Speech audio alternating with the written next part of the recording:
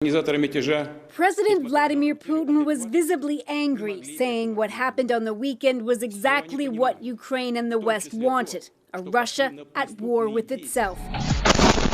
He said he did everything to avoid bloodshed during a miscalculated betrayal. Wagner leader Yevgeny Prigozhin was last seen in Rostov-on-Don, apparently heading to Belarus after a negotiated end to the rebellion. 2 days later, from an undisclosed location, he posted a message to social media trying to explain his violent revolt. We went to demonstrate our protest and not to overthrow the government.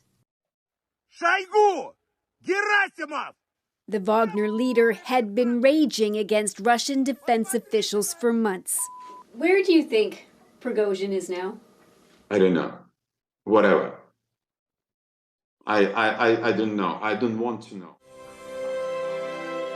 Yevgeny Popov is a Russian politician and a host on state television, which is awash with the same narrative. Putin did the right thing to negotiate, even though Prigozhin deserves much worse. He is a traitor. But now we will give him a life abroad for one reason, to save lives and to take time to win this war. On Monday evening, Putin met with the heads of several security services and his defense minister, Sergei Shoigu, one of Prigozhin's stated enemies. There are few details about how a heavily armed convoy was able to travel hundreds of kilometers towards Moscow, shooting down Russian aircraft along the way.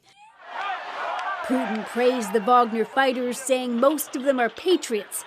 In Rostov-on-Don, they were treated like heroes. He also used very strong language. And this Russian expert says they're badly needed by the country's military, which is why punishing Prigozhin is tricky. The authorities are pursuing two strategies altogether. One is that Prigozhin is a traitor and a criminal. And the other strategy is that he is a bastard, but he's still an our bastard, and we need to keep him as our ally. So, Breyer, Putin may have decided he needs Prigozhin, but that mercenary army Wagner has killed other Russian soldiers. And its status, I mean, I don't know what else to say about it other than it seems unclear. Well, yes, Adrian, after that revolt was abruptly called off, the Wagner fighters reportedly headed back to base camp, but where that is unclear. It's not clear if it's bases in Russia or positions in Ukraine. Now, they can either sign contracts with the Russian military or go to Belarus, but if they go to Belarus, there are questions around where they will be based and whether Prigozhin will continue to lead them. All right, thank you. Breyer Stewart in London.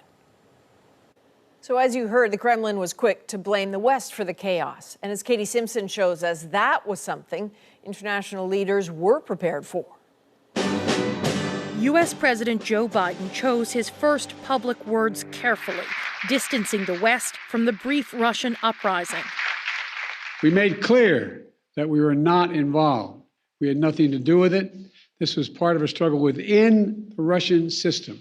I also talked. Biden says he doesn't want to give Vladimir Putin an opportunity to blame this mess on NATO, organizing a coordinated response among allies, a display of the same unity leaders have wielded since Russia invaded Ukraine. We need to make sure that we are not facilitating the liberal use of propaganda and disinformation that we know the Russians tend to do. NATO leaders are now watching to see whether the distraction changes Russia's military strategy on the front lines of the war, and whether Ukraine's army can exploit the chaos to make badly needed gains. It's too early to predict with certainty what the consequences of this might be, but of course we are prepared as we always would be.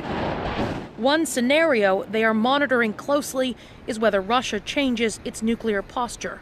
We don't see any indication that Russia is preparing to use nuclear weapons, but NATO remains vigilant. As do European Union members who met in Luxembourg, announcing another 3.5 billion euros in military support for Ukraine. These leaders largely see this power struggle as a remarkable failure for Putin. And the monster that Putin created with the Wagner, the monster is biting him now. The monster is acting against his creator. The view from the White House is whatever took place this past weekend is not fully over.